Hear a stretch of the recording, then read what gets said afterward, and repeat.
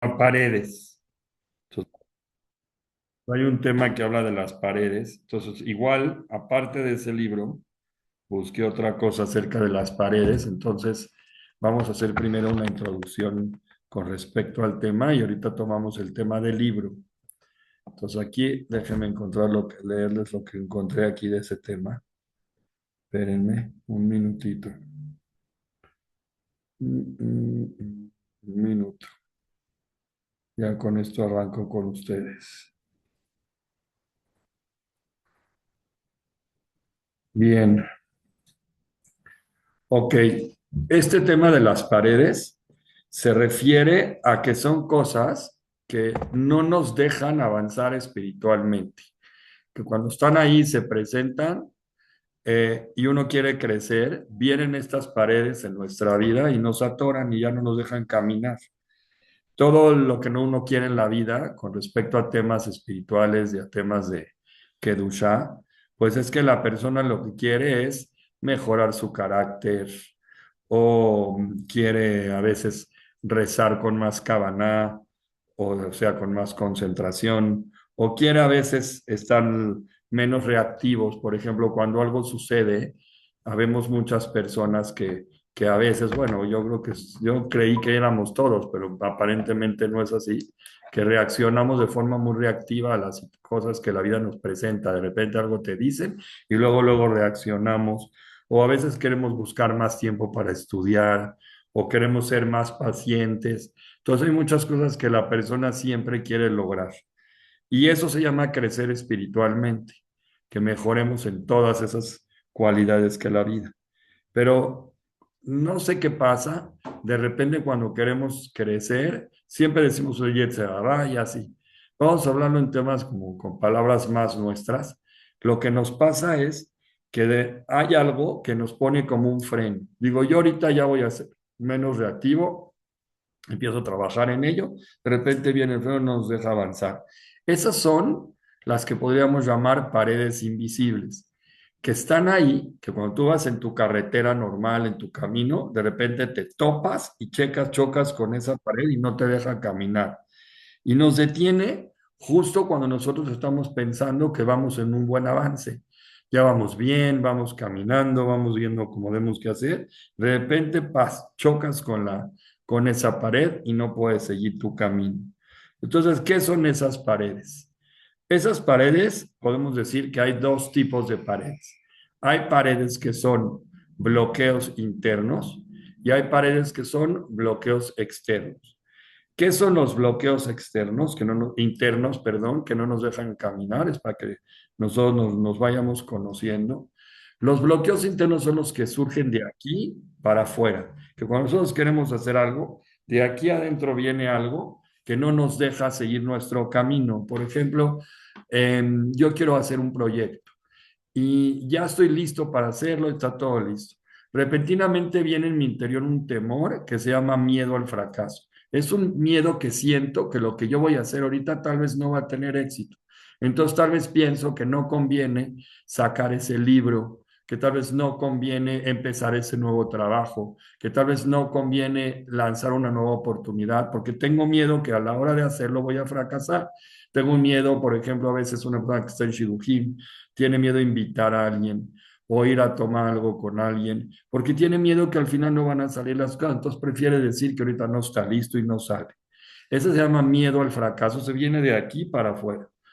Hay otro miedo interno que se llama el miedo al éxito. Ese es el contrario al fracaso. ¿Qué va a pasar si realmente sí me va bien? Yo voy a tener la capacidad de poder seguir con esto, crecer con esto. Ahora ya tuve éxito, ya todos me aplaudieron. Ahora tengo que seguir avanzando en ese éxito. Tengo que hacer que todo el mundo esté, realmente me vean realizado, realmente vean que lo que estoy logrando es un emprendimiento maravilloso. Entonces tengo miedo a que me vaya muy bien con esto porque no estoy acostumbrado a eso. Entonces, cuando todo va de maravilla, tengo miedo a no poder conservar ese éxito. Otra cosa interna que es la famosa baja autoestima, que yo no me siento capaz para poder lograr hacer las cosas. Y cuando me pasa esto, yo empiezo a buscar opciones que sí me hacen sentir capaz. Por ejemplo, no sé, empiezo a relacionarme con gente que realmente es mucho más baja que yo en muchos aspectos, porque pienso que sobre ellos sí tengo una alta autoestima y ahí yo quiero mejorar, pero realmente no va por ahí. Me da miedo tirarle a lo alto, pero no porque miedo al éxito, me da miedo tirarle a lo alto porque tengo tan baja autoestima que me siento tan poco que yo pienso que no soy merecedor o acreedor de más. Pienso que todo eso que estoy ahorita haciendo está bien para mí. Entonces, soy extremadamente conservador. Y ese miedo no es una sistema de que la persona ahí es humilde. Ahí lo que pasa es que busca a los humildes porque él se siente muy poco, no porque se siente humilde, piensa que él no puede dar más, que no puede lograr mucho, entonces tiene una baja percepción de sí mismo. Eso se llama una baja autoestima. Hay niveles. La realidad es que todo mundo, en muchos factores, tenemos ese miedo de baja autoestima. No es algo que tú digas, esta persona sufre de baja autoestima y ya lo tienen señalado y tú no. La realidad es que todos, en muchas circunstancias, en muchas cosas, sí tenemos esa baja autoestima que a veces no nos deja avanzar. Nada más hay que estar pendiente y que no exagere en nuestro interior. Hay cosas que también nos limitan en nuestro interior que se llama la culpa acumulada. ¿Qué es la culpa acumulada? Como alguna vez la regué, hice un error, por ejemplo, X, una vez le dije a una persona algo que no debe haberme dicho y por mi culpa esa persona se alejó de la Torah, se alejó del Shabbat. Entonces yo tengo una culpabilidad que no me deja caminar, porque siento que por mi culpa esa persona está donde está. Siento que yo fui el que dio el mal consejo y por mi culpa esa persona cayó en lo que tiene que caer o yo no lo frené, o siento que sobre mí mismo, alguna vez, sí, pues me dio hambre, ¿qué quieren? Comí algo que era prohibido, o algo que no era lo correcto, no era ni mi nivel de kashrut, o fui a ver un espectáculo que tal vez yo no debí de haber visto, o platiqué con gente con la que no tenía que haber platicado, o hice amigos que no son correctos. Entonces en mí empiezan a hacer una culpabilidad acumulada muy grande y me siento culpable por haber hecho eso, porque no lo puedo compartir. Las culpas internas son muy duras porque la gente cuando las vive no se siente, o sea, no quiere compartirlo y nadie dice que hay que hacerlo. Pero todo el tiempo siento que hice ese error y esa falla en mí. La realidad es que todos nos equivocamos, o sea, todos tenemos cosas sobre qué culparnos a nosotros, pero no venimos a esta vida a nosotros ver cómo nos podemos sentir mal y cómo realmente por culpa de que hice esta falla o hice la otra falla, entonces yo siento que ya me amolé. La realidad es que todos hacemos fallas, todos hacemos cosas y no venimos a este mundo a culparnos porque si fuera que Dios nos juzgaría a nosotros de una forma muy estricta, pues ya quién estaría acá. Venimos que cuando algo nos sucede que nos puede generar una culpa, lo primero que tenemos que hacer es entender que aquí venimos a mejorar y por eso venimos a esta vida. Entonces, la culpa acumulada es muy, muy fuerte. O lo que siempre tratan de promover, una vez fui a un curso donde nos explicaban cuál es la función de la mente, cómo la mente trabaja, cómo la mente hace para que la persona funcione. Me sorprendí, lo tomé hace mucho tiempo ese curso. Era una persona muy especialista en el análisis del cerebro en su tiempo. Tal vez ahorita hay análisis mucho más importantes, pero él llegó a decir que la gente tenemos una tendencia a lo negativo. Automáticamente las cosas ponemos un nivel de protección, entonces empezamos a pensar que las cosas no van a salir bien, empezamos a pensar que todo no es correcto, empezamos a acumular 25 cosas o 20,000 cosas o miles de ideas que empiezan a nosotros a decir en nuestro cerebro, todo está mal, todo no funciona, esto no está bien, ¿por qué no me acompañas? No estoy de acuerdo que trabajes, no estoy de acuerdo que te sientes, es que hiciste mal, y todo empezamos automáticamente a analizar cada punto que vivimos de una forma negativa. O otra cosa interna es, por ejemplo, cuando nos planeamos nosotros cumplir una misión, queremos hacer un proyecto y de repente sentimos que esa misión, como no la programamos bien, como no la armamos bien, llega un momento que nos atoramos. Y eso es porque tenemos una falta de claridad en la misión. Aunque uno hoy en día, ¿cómo lo resuelve? Dice, a ver, pon la misión de tu proyecto. Entonces, ¿qué hacemos hoy usando la nueva tecnología? Nos metemos, a ver, mi idea general de mi misión es esta, me la redactas bien, vas con el sistema de inteligencia artificial, le dices, por favor, resuélveme realmente de una forma bien redactada cuál es mi misión. ¿Te gusta la forma que lo redactó? Dices, está muy bien, lo voy a mandar a mi texto final de redacción de mi meta o cuál es mi visión de vida. Pero la realidad es que lo que fue es que te hizo una buena redacción, pero tú no entras en profundidad a lo que realmente cuál es la claridad de la misión que estás cumpliendo aquí.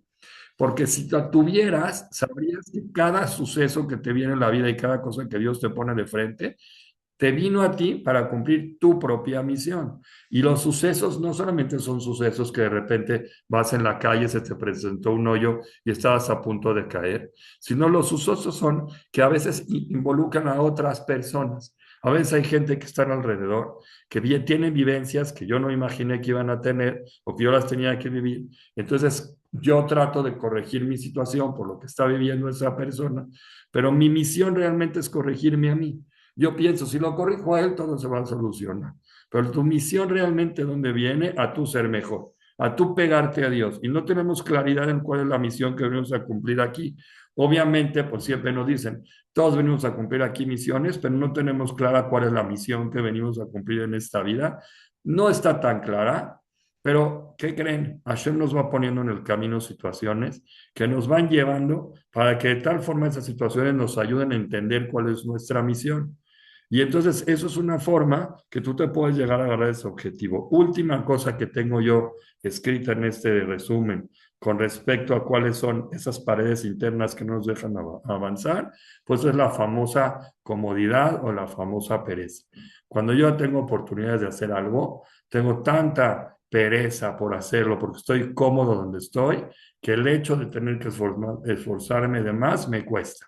Entonces prefiero no hacer ese esfuerzo, prefiero no hacer ese cambio porque de alguna forma estoy cómodo donde estoy y entonces eso no nos deja avanzar. ¿Cuáles son ahora sí las paredes externas que no nos dejan avanzar? Como vieron todas estas primeras que hablamos, son cosas que generamos nosotros desde nuestro interior hasta nuestro exterior y por ello no las podemos llevar a cabo. ¿Cuáles son las externas? Ahí es donde sí, ahora sí interviene toda la población. Ahí, por ejemplo, hay cosas que se llaman la presión social. Hay veces, por ejemplo, que se da en señoritas, ¿no? Que mucho en nuestro medio, que aquí, por ejemplo, en México, quieren que las jovencitas se casen muy jóvenes, aunque ya está cambiando un poco. En mi época me acuerdo que había hasta jovencitas que desde los 14, 15 años ya les estaban buscando un shidduch. Hoy en día lo ves, te puedes reír, pero había tiempos que era así. Las casaban muy jóvenes, es una presión social cuando ves que todos tus amigos o tus amigas ya se están casando y tú todavía no has podido dar ese paso, o por ejemplo que tú tienes que usar cierto tipo de ropa o cierto tipo de marca o vestirte de tal manera o asistir a ciertos lugares o no decir tales cosas, ¿por qué? Porque la sociedad es muy dura y no te permite mucho avanzar. Entonces esas paredes sociales son muy duras y nos exigen mucho. Otro tema que existe afuera, que no nos deja crecer, es la velocidad de la vida que tenemos hoy. Antes, cuando no había tantas herramientas, era más fácil tener paciencia, esperar a que una cosa quede terminada. Por ejemplo, tú tenías, no sé, tenías que hacer cierto proyecto o entregar ciertos papeles al al contador o hacer una factura, estabas dispuesto a esperar una semana, 2 semanas, hasta 3 días o mandar una carta a Israel. Por ejemplo, alguien estaba en Israel, la forma de comunicación era por medio de telegramas, a lo mejor llamadas muy ágiles, que tienes que echar una monedita o una tarjeta, las llamadas eran muy caras. Entonces no había posibilidad de comunicarse tanto. Entonces la gente tenía cierto grado de paciencia para que las cosas se vayan dando en su momento y como tenían que funcionar. Hoy en día todo corre muy rápido, todo es vertiginoso. No hay ganas, ni siquiera ni tiempo para poder ver tanta información en tan poco tiempo. No tienes paciencia de que alguien te exprese una idea en 10 minutos o 5 minutos. Te desesperas a los 2 minutos. Tú ya quieres tener un mensaje claro, porque dices, bueno, ya dámelo, pero a veces no es fácil dar un mensaje claro en tan corto tiempo o a veces no es tan fácil de solucionar. Entonces, esa presión que la vida está corriendo, sientes que estás perdiendo el tiempo cuando las cosas no se te resuelven de manera inmediata. Y eso nos hace a nosotros mucho estrés.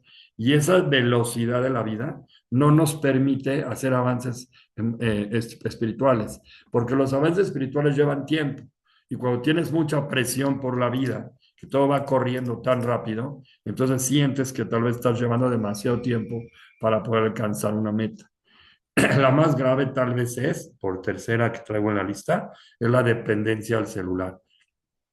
Es impresionante cómo el celular ha podido destruir la comunicación en cantidades de familias y en cantidades de amistades y gente. Es increíble, ya lo hemos visto cantidades de veces, nos los han dicho en muchísimas pláticas, muchas conferencias, hay cantidades de videos. Es increíble que tenemos que ver videos para poder dejar de usar ver videos. Pero es la única forma como que tratan de comunicarse con nosotros. Tendrían que saber explicarnos sin el uso de videos cómo aprender a dejar de usar el video. Lo que pasa es que ya se hizo una necesidad. Es como una extensión de tu mano. Si no cargas con tu teléfono celular a todos los lugares, te sientes perdido, porque no estás altamente localizable en el momento que te tienen que localizar. Yo cargo un celular para que todo el tiempo yo pueda localizar a la persona en el momento que yo lo requiero. Si la persona en el momento que yo lo requiero no me llega a contestar el teléfono por X razón, empiezo a pensar que algo pasó. Me empieza a entrar una ansiedad tremenda, cuando antes no era así. Antes, para poderse comunicar, más los que vivimos en generaciones anteriores, sabíamos que era, me marcas en el momento que puedas, y si no, no pasa nada. La gente normalmente está segura. Entonces, lo que pasa es que nos empieza a tener un pánico tremendo, porque como hay una dependencia tremenda del celular en todos los sentidos, sentimos que nos están quitando una parte de nosotros mismos. No es que te estén cortando un dedo, pero así la persona siente, porque para eso estoy cargando el celular. No tengo el celular junto a mí, pienso que me estoy perdiendo de algo. Si yo no veo que tengo mensajes seguidos o no veo, tengo, a veces pienso como que la gente no se acuerda de mí. Y hoy en día todos por medio de celulares, ni siquiera ya hablamos con personas, le decimos por favor a las máquinas, le decimos gracias a las máquinas y son grabadoras. Ni siquiera son personas y les hablamos como si fueran personas y nos agradecen por mensajes. Y esto va de mal en peor. Si la persona no va a aprender que los celulares son herramientas de trabajo para crecer y no son parte de su persona, entonces sigue teniendo una dependencia celular tremenda que no le va a permitir subir. ¿Qué pasa si yo de repente estoy en mi estudio de Torah y empiezo a estudiar una idea y de repente me atoro por la dificultad y tengo el celular conmigo a la mano? Agarro mi cabeza, tomo el celular de la bolsa, lo saco y me pongo a ver mensajes. Porque como me atoro en una idea, me cuesta trabajo seguir investigando. Entonces agarro y lo abro tantito. Y empiezo a ver qué tiene, qué veo que está interesante, que puedo encontrar ahí. Y eso es una costumbre muy mala. Ustedes, porque, o no sé qué tanto lo viven, pero la gente que está en un beta Knesset, por ejemplo, en una tefilá, es impresionante cómo hay gente que cada tefilá le suena a su teléfono. No sé si lo ponen adrede o no sé qué sucede, pero algo tienen que estar escuchando ahí. Y eso tristemente, cuando era un inicio, pues ya lo decíamos que distrae a las personas. Se siente que se está perdiendo la guerra. Entonces, por favor, es una de las cosas externas que no dejan que la persona avance. Hay otras cosas que, por ejemplo, tristemente en la cultura que nosotros tenemos, algunas veces, sin darte cuenta, en vez de que estés creciendo de una forma espiritual, lo que estás haciendo es crecer tu ego. Si tú dices, bueno, Baruch Hashem, estoy creciendo bien, tengo clases, tengo alumnos, tengo todo, todas las herramientas que existen de redes sociales es para hacer crecer mi ego. No es para que se me crece de manera espiritual. Si yo veo, por ejemplo, que yo tengo una clase que está grabada, digamos, en una página de las famosas que hay ahorita de redes sociales, subo esa plática ahí y veo que tengo tantos seguidores que pudieron ver esa plática. ¿Qué siento yo? Que soy más espiritual porque pude contagiar a las personas en el más Torah, o siento que Baruch Hashem soy un jajam que tiene fama, que todos me ven y que tengo 22,000 seguidores. Eso es ego, eso no es Torah. No hay que confundir el ego con Torah. Lo que uno necesita es crecer. No es yo logré hacer más dinero, logré juntar más fondos, entonces soy un campeón en juntar fondos. ¿Para qué juntaste fondos? ¿Cuál es tu misión? ¿Cuál es tu proyecto? ¿Qué es lo que estás haciendo? Alcancé a ver dos, tres enfermos tal vez en una situación de Bikur Jolim y los pude ayudar como debe de ser. Eso es Torah, es una vida espiritual. Pero si estoy peleando por cantidad o por fama o porque me llamen o por reconocimiento, entonces mi mente está trabajando de forma y tristemente la cultura humana te obliga a eso, a pensar que lo que importa es el más, la cantidad, la calidad. Y si no se dan cuenta, muchas cosas alrededor están funcionando en base a ese ego. ¿Cuántos libros repartí? No cuánta gente los leyó, a cuánta gente realmente inspiré. Eso es lo que uno tiene que estar viendo, no a realmente al ego. Que si logré inspirar, yo soy más, Baruch Hashem, tú ayuda, Hashem me ayudó. Última es que tristemente, con tantos personajes que hoy en día la persona alcanza a ver, digamos, otra vez voy a regresar al ejemplo del teléfono porque es lo más actual, lo que todos conocemos. Hay cantidades de personajes que uno puede llegar a encontrarse dentro, digamos, de canales de todo lo que hay en los celulares, ¿no? Por ejemplo, pongo ese ejemplo porque es el más fácil. Esas personas ni las conoces, no conoces su origen, no sabes de dónde vienen, no sabes ni siquiera su iniciativa, pero sin embargo a ti tú los ves como gente que tal vez son personas que realmente son ejemplos reales inspiradores, pero realmente no conoces nada de ellos. Tú dices, wow, este futbolista del Toluca, que ahorita fue el ganador aquí, o no sé si ya ganó, dices, este es lo máximo, me inspira y me hace crecer. ¿Qué te inspira? No entiendo qué le viste que sea inspirador para tú crecer en áreas espirituales. Realmente tiene algo que sea admirable, algo que realmente sea inspirador. Tú viste sus creaciones, sus escritos, viste lo que ha hecho, cómo ha mejorado, cuánta gente ha ayudado realmente. ¿Qué es lo que realmente te inspira? Hay cantidades de personajes hoy en día que puedes decir, esta persona sí me inspira. ¿En qué te inspira? Son una inspiración de vida para ti. Realmente sí crees que es algo que, o sea, si tú me dices hoy en día de burla, lo digo de chiste, ¿quién para mí es una inspiración de inteligencia y sabiduría? ChatGPT.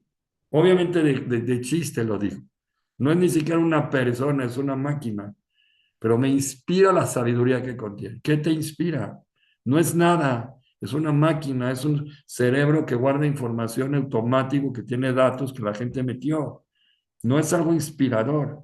Inspirador es que realmente a verlo me dan ganas de mejorar, me ganan hacer. Entonces, ese tipo de cosas son paredes que tristemente no nos dejan caminar. La realidad de todos nosotros, el que no lo entiende, ni siquiera tiene espacio para poder decir estoy empezando una plática de este estilo, es saber que todos y cada uno de nosotros, en alguna de todas estas paredes de las que hablamos algo, es presa de ella. Todos estamos atrapados por diferentes paredes, son las que mencioné. Si uno tiene sus propias paredes, pues cada uno se conoce. Ni siquiera Moshe Rabenu, ni siquiera David Amelech, ni siquiera Rabbi Akiva, ni los Jajamim actuales de la generación han dejado de tener obstáculos para poder crecer.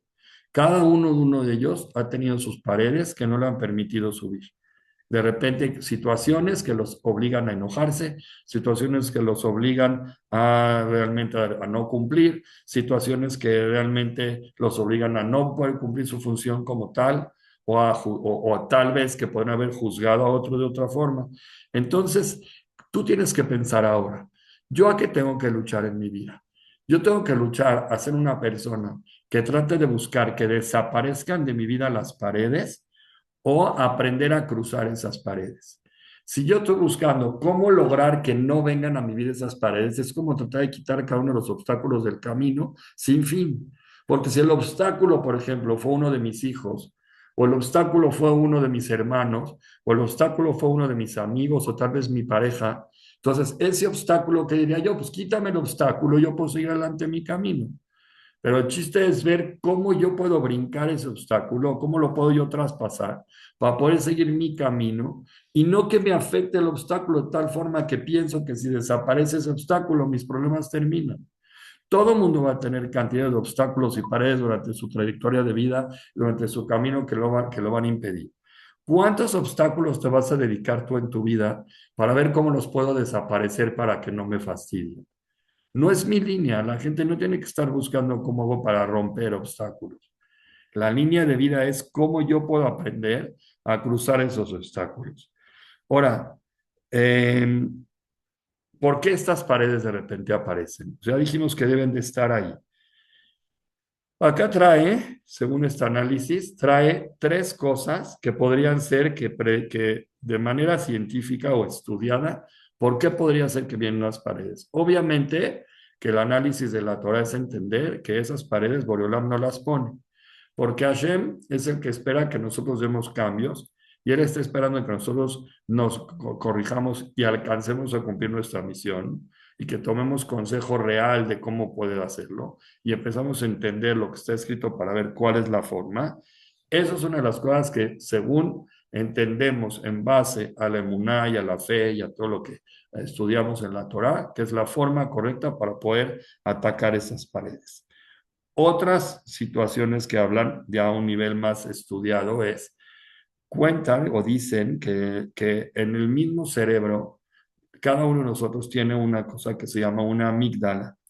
Esta amígdala lo que hace es que interpreta las cosas que vienen a cambiar nuestra comodidad o nuestro estado de vida actual como una amenaza.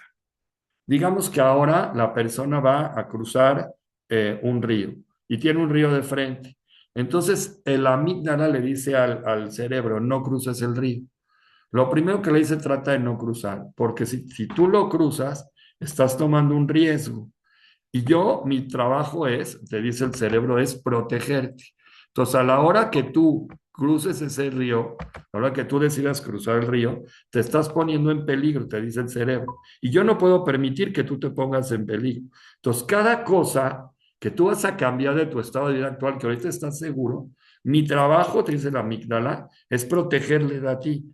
Y por eso, aunque sea un cambio bueno, que ahorita lo que yo voy a hacer es hacer un cambio positivo en mi vida y voy a mejorar, o yo me estoy exigiendo, digo, me quiero parar más temprano a hacer tefilá, porque tal vez la hora con la que yo rezo es muy tarde, o no sé, pierdo mucho el tiempo en mi desayuno, o por X cosa, y es algo positivo, pero la seguridad con la que vivo hoy, esa seguridad ya la tengo conquistada. Ahora voy a luchar por una nueva conquista. Entonces la amígdala te dice, no hagas el esfuerzo, porque si haces ese riesgo, ese esfuerzo nuevo, estás arriesgando la comodidad con la que vives ahora. Entonces viene tu cerebro y empieza a decirte, te dice, y si no puedes, si al final de cuentas tú decidiste pararte temprano y no puedes, estás corriendo un riesgo. Mira lo que te va a pasar hoy si puedes. Entonces quédate como estás. Y si no puedes ponerte el tefilín y ya te comprometiste, o si no puedes cuidar Shabbat, o si no puedes respetar a tu esposa, o si no puedes formar nuevamente un matrimonio, y si no puedes, y si no puedes atender a la gente que te viene a ver, o si fallas, ¿qué tal si empiezas a hacer un cambio ahorita increíble y repentinamente lo hiciste y empiezas a fallar? No te salen las cosas como tú pensaste. Mejor no te lances. Mira cómo estás cómodo. Entonces, ¿qué te dice? Mira, si te vas a arriesgar, está bien, te dice tu cerebro. Yo no quiero que lo hagas porque es riesgoso para ti. Pero haga cuando estoy en una plática interna conmigo mismo. Dice, mejor hazlo mañana. Te conviene mejor pasar esto para mañana. Mañana hacer cambio. Hoy no lo hagas y piensa mejor las cosas. Porque ¿qué tal si la respuesta es no? ¿Qué tal si la respuesta es negativa y te dicen que ese trabajo no te lo van a dar? Mejor no lo pidas, hoy estás bien. Entonces no te mueves, porque tu cerebro te quiere cuidar. Entonces nuestro cerebro siempre busca que la gente viva eficientemente y cómodamente como está hoy y no te va a permitir hacer ningún avance. Lo que el cerebro quiere no es que crezcas, lo que el cerebro quiere es que estés eficiente como vives hoy. Como hoy vives, estás bien. Como hoy vives, tienes una cierta eficiencia y tranquilidad. Es como dice el dicho, más vale malo por conocido que bueno por conocer. Si este yo ya lo conozco, no te muevas. Pues no es lo mejor. Sí, pero ve cómo estás. Tal vez vas a estar peor. Entonces, no cuides, no corres riesgo. Esa es la primera cosa que dicen que es muy probable es lo que te va a llegar a provocar que no quieras hacer ningún cambio. El otro es como dijimos antes, como dijimos, entre todas las paredes externas que tenemos ahí a la sociedad lo que hace, nos hace una pared tan fuerte que no nos damos cuenta. Es constante la comparación. Una persona dice, tiene cuatro ideas para comparar. Dices, bueno, entre estas tres, cuatro ideas puedo tomar una resolución.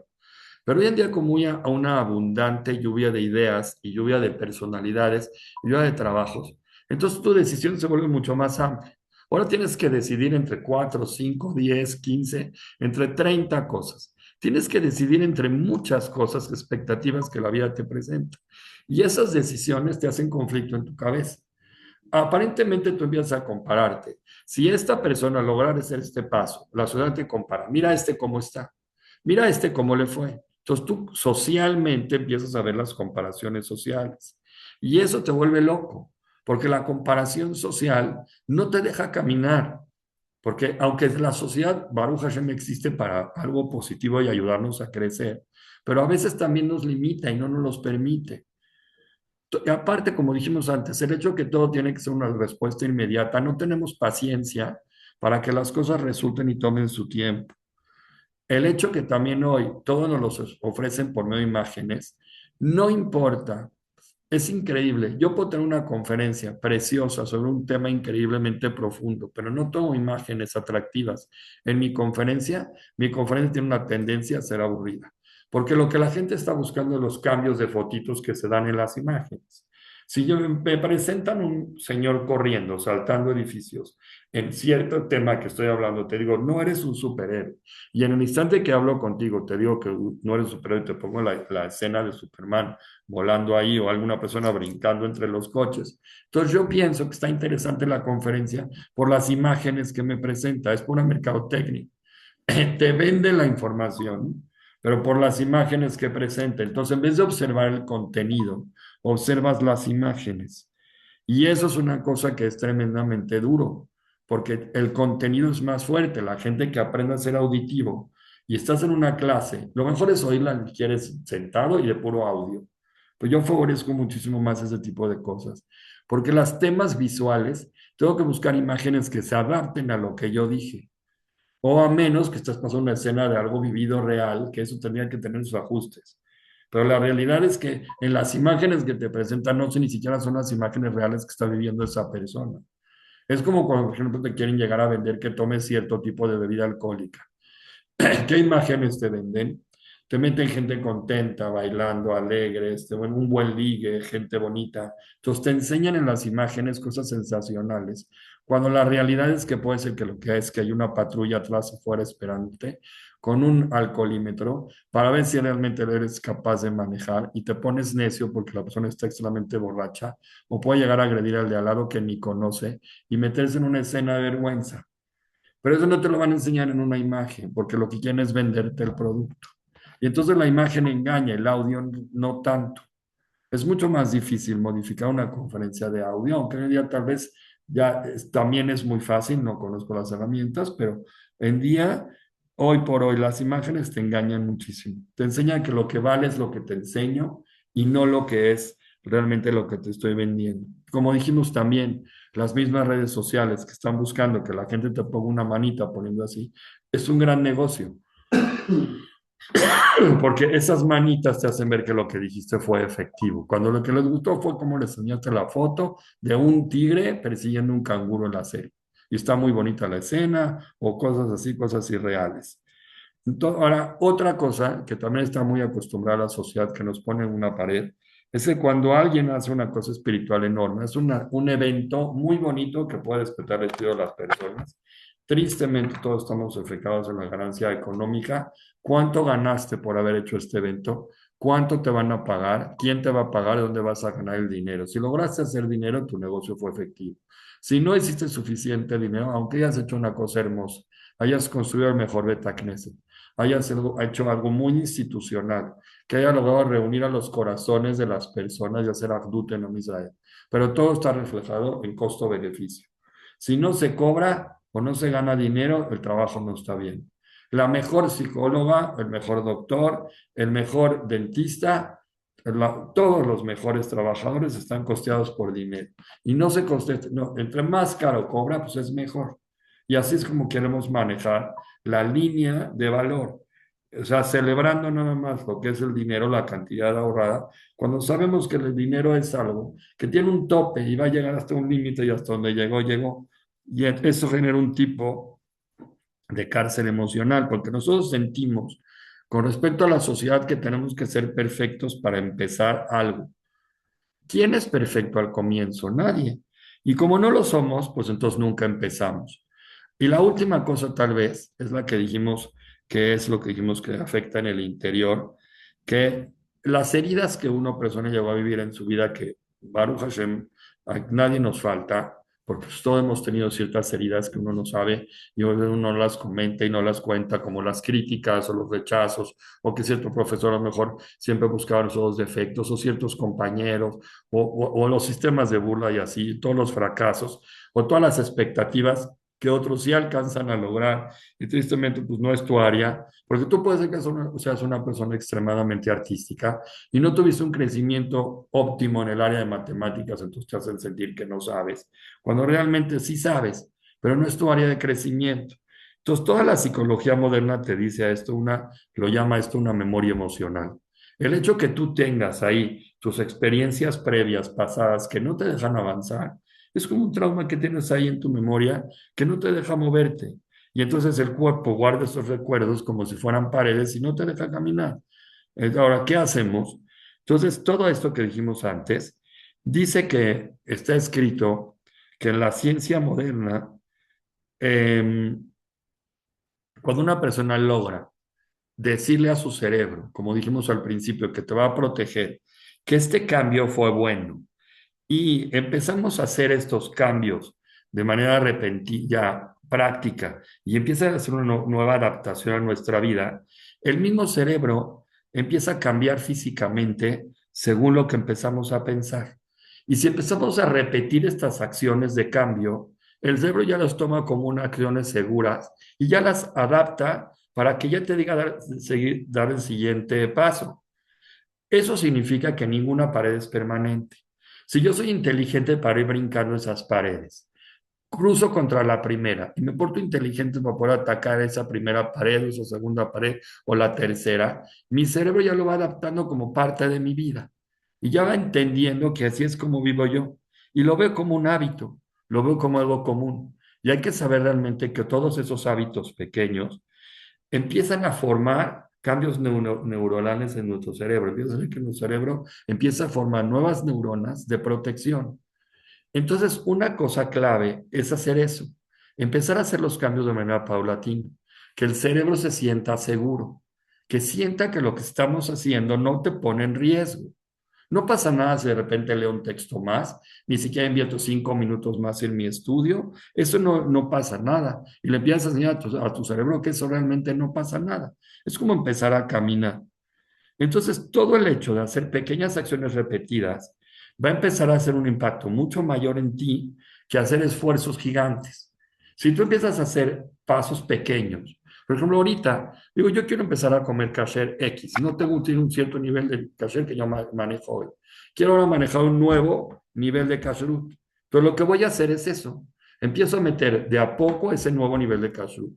Que yo no me sienta afectado, que mi cerebro lo tome como una cosa segura. Todos los pasos cortos empiezan a corregir mi vida y entonces mi cerebro se empieza a acostumbrar y yo me empiezo a acostumbrar y ya son parte de mí. Hay un pasú que trajo aquí que se llama, que dice que está escrito en Shemot, que dice paso a paso vas a subir al altar. ¿Por qué la gente tiene que subir despacio al Misbeach cuando el Cohen va a hacer su servicio? ¿Por qué de a paso? ¿Por qué no corriendo? Y aparte está en rampa, porque es paso a paso, muestra un crecimiento constante. Y eso es lo más maravilloso que la persona puede hacer. Ahora, en lo que corresponde a la visualización, si tú te visualizas a ti, como ahorita que yo soy el gadolador, y tal vez la expectativa es muy alta, obviamente que pues de entrada voy a estar sin ganas de hacerlo, porque es tan lejos llegar a eso que siento que el camino por recorrer es tanto que ni siquiera vale la pena ni empezar. Pero ¿qué pasa si tú llegas y te pones expectativas de alcance que realmente para ti esa es una versión buena? Yo no me pongo la versión sobre mí que yo voy a ser el gadolador, pero me pongo la versión sobre mí que tal vez voy a ser el líder de un proyecto tal. Y ese sí lo puedo alcanzar porque eso sí tengo yo la fortaleza para hacerlo. Y me siento confiado en eso. Entonces, ponte expectativas de vida donde tú te sientas confiado que eso sí lo puedes lograr. Si dices, yo voy ahorita a escalar una montaña en las circunstancias en que estoy y no lo puedo hacer, Es una expectativa imposible, no estoy creciendo a nada. Entonces, cuando Hashem te dice, cuando decimos siempre en la época de Rosh Hashanah y Kippur, que la gente se ponga metas cortas, es porque Hashem lo que quiere es que hagamos nosotros cosas que estén a nuestro alcance. No quiere cosas que hagamos locuras, que llegamos a pensar que va a ser eso. Hay cantidades de ejemplos que podríamos decir. Digamos, una persona va a abrir una empresa y tiene mucho miedo de hacer esa empresa porque tiene miedo al fracaso, como dijimos al principio. Entonces, el consejo sería, empieza a hacer cambios pequeños. Empieza a vender primero un producto, luego dos productos, métete en lugares donde sí creas, empieza a vender en las cosas, empieza a hacer tu pequeño negocio corto hasta donde sientes que hay un alcance. Si tú quieres mañana abrir una empresa tipo tamaño Liverpool, de hoy a mañana, no lo logras de hoy a mañana, pero si empiezas a dar pasos cortos, mañana vas a tener no un Liverpool 15. Ese es el tema. Decían que el Hazon Ish, en su tiempo, fue un gran gadolador de la generación anterior. Él realmente era una persona muy débil de salud. No era una persona que tenía un cuerpo físico muy grande. Y entonces una persona que se ve tan débil de salud, el mundo espera muy poco de él. Y si él se hubiera fijado en lo que el mundo opina de una persona débil físicamente como él, nunca hubiera llegado a ser quien fue. El chiste es no poner atención a eso. La opinión social, como dijimos, es una pared muy grande. Entonces, él empezó a romper esa pared de la fragilidad física con otra forma. Empezó a romperla en otras habilidades más grandes. Tal vez física no es mi fortaleza, el cuerpo es débil, pero tengo una voluntad enorme por llegar a crecer. Y empezó a crecer en otras áreas. Entonces, en esas áreas se hizo un grande. Y eso es lo que la persona tiene que tratar de luchar. El Gazón y así llegó a ser un grande. No llegó a ser el que cargue las pesas de un gimnasio, pero llegó a ser el adolador. Llegó a ser una persona enorme lo que son las leyes de Alajá. El mismo Rabbi Akiva, para poder empezar a estudiar Torah, uno de los puntos que cuentan las historias famosas de él es cuando empezó a decidir hacerlo. Cuando estaba en una orilla de un río y de repente vio como una gota de agua que caía en una piedra y vio que esa piedra estaba perforada. Dijo, ¿quién habrá perforado esa piedra? Y entendió que había una gota que caía de manera constante en el mismo lugar. Y hasta que esa piedra se perforó, es una piedra que logró romperse por gotas. Entonces, poner paredes es excusas para no lograrlo, porque las gotitas pequeñas son las que la persona puede terminar, puede lograr y determinar quién vas a ser. Y te puede llevar a ser una persona grande. El mismo Nachshon, cuando estaban parados, digamos, antes de entrar al Mar Rojo, de la escapada, de cuando venían escapando de Egipto, él llegó y él nadó hasta la orilla, se metió al mar, hasta donde Hashem dijo, métanse, se metió, hasta que el agua le llegó a la nariz. Y entonces logró, por eso dijo, ya, más no. Y siguió metiendo como Hashem había ordenado, hasta que Hashem le abrió el mar a él y a todos los que vinieron detrás de él. Porque él empezó a hacer de a poquito los pasos. Y eso es una cosa muy grande. Si tuviéramos ahorita que ponerle nombre a estos muros, a estas paredes, entonces pero nos tuvimos que buscar una estrategia para poder romper esta pared. La primera estrategia es esa, perdón, la que dije hace rato, que ponle un nombre a tu muro. ¿Cómo se llama el límite que no me deja avanzar? Temor al fracaso, temor al éxito, miedo social, teléfono celular. ¿Qué es lo que hoy en día me estanca? ¿Por qué no puedo correr? ¿Por qué esto no me deja? Ponle nombre. Mi estancamiento es tal. Esta es la pared que no me deja avanzar, ya la tengo detectada. Si no la detectas, si tengo muchas paredes y no sabes realmente cuál es la que te está molestando, entonces no sabes ni para dónde caminar. Esta es tu pared, es la que vamos a luchar con ella. ¿Cómo? Gota a gota. Una vez que lo haces, te formas un plan de compromiso. Como dijimos, no haces un plan de cambio grande, haces cambios cortos y constantes. Por ejemplo, voy a decir Teilim. ¿Cuánto? 2 minutos. O 2 Teilim diarios. O un Teilim al día, si es lo que puedo hacer. Voy a hacer Gesed. ¿Cuánto voy a hacer de Gesed? Un Gesed diario. O dos. O uno a la semana. Pero voy a empezar a hacer cosas cortas. Me molesta el celular. Voy a apagar el celular 10 minutos. O no lo voy a poner en la mesa o en mi hora de estudio no lo voy a tener conmigo. O cuando alguien me hable fuerte, no voy a responder de manera impulsiva, voy a contar hasta 10 y después voy a responder. Y ese tipo de cosas te ayudan. Y eso empiezas a pensar. Y con ese tipo de planes lógicos, pues empiezas a romper esas paredes porque haces cambios mínimos que sí puedes alcanzar. Obviamente que si uno no le reza a Hashem y no le pides y no le dices, Boreolam, lo que quiero hacer es crecer y quiero que me ayudes a dar ese paso y me ayudes a crecer, entonces Hashem te va a ayudar, porque sin pedirle ayuda, pues sin tenerlo en la mano, uno solo es difícil que luche, pero tenerlo al lado, lo tienes junto a ti. Digo, Hashem, quiero crecer, ayúdame a dar estos pasos que pueda de manera sólida. No estoy buscando ser el perfecto hombre, estoy buscando cumplir mi misión. Otra estrategia es, también hace rato criticamos fuertemente a la sociedad. Realmente en la sociedad es gente que realmente te ayuda a caminar a favor. Sí te ayuda a caminar de manera efectiva. No todos son críticos, Barminan. La gran mayoría también le gusta hacer el bien. Y entonces, más o menos, si tú buscas en el círculo de 30 personas con las que más o menos convives, dicen que la persona no puede convivir con más de 30 personas en su ambiente social. Es muy difícil tener un ambiente generado de más de 30 alrededor. Que esas 30 personas haya gente que realmente te ayuden a romper paredes.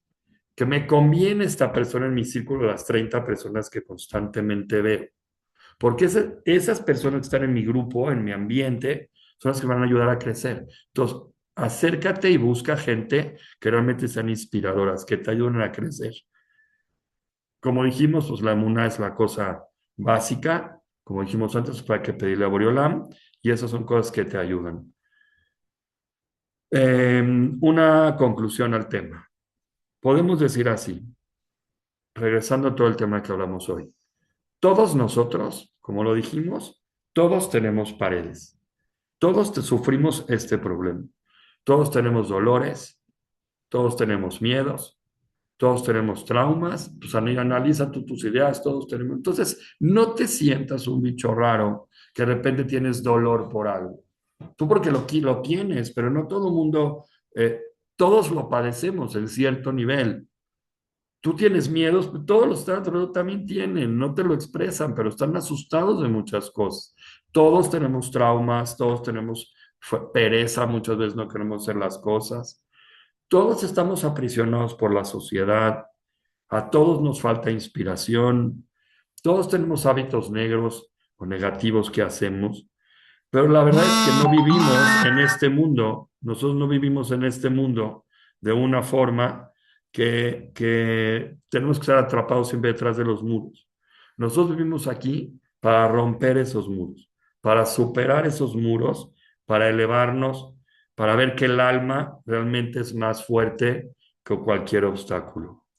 Cada paso que tú das hacia la superación, estás haciendo una grieta en ese muro. Si lograste caminar un paso, le rompiste ese muro un poquito. Otro paso, otro más, pero los fuiste rompiendo. Cada pequeña grieta que tú haces en un muro que está ahí, que no te deja caminar, estás dejando entrar luz a tu vida. Y esa luz es un avance espiritual muy grande. Entonces, haz grietas en esos muros que no te dejan. Cuando entra esa luz a tu vida, llega un momento que ese muro con tantos hoyos, tantos golpes, ya no va a poder seguir existiendo. Tal vez venga otro, pero este ya lo rompí, ya di el paso. Entonces, ¿qué es lo que tenemos que hacer? Pedirle a Boreolam que nos dé fuerza para poder seguir avanzando, para poder seguir transformando todas las paredes que están en nuestro frente, que ya no sean paredes, para convertir esas paredes en puertas, para crecer cada día, para que aprendamos a dar pasos estables, paso a paso, que seamos valientes, que aprendamos a ser realmente humildes y no tener una autoestima baja. Y básicamente, pues esa es la forma que nosotros estamos luchando por ella cada día. Porque la única forma poder alcanzar nuestra misión es teniendo claro que existen ese tipo de obstáculos que no nos dejan caminar. Entonces, Bezrat Hashem, creo que es una buena idea para entrar al Shabbat. Hay que luchar contra esta idea. Déjenme nada más parar la conferencia, doy unos avisos. Y creo Gracias, Raf. Yo me tengo que salir. Shabbat Shalom, nos vemos en la sinagoga. Gracias.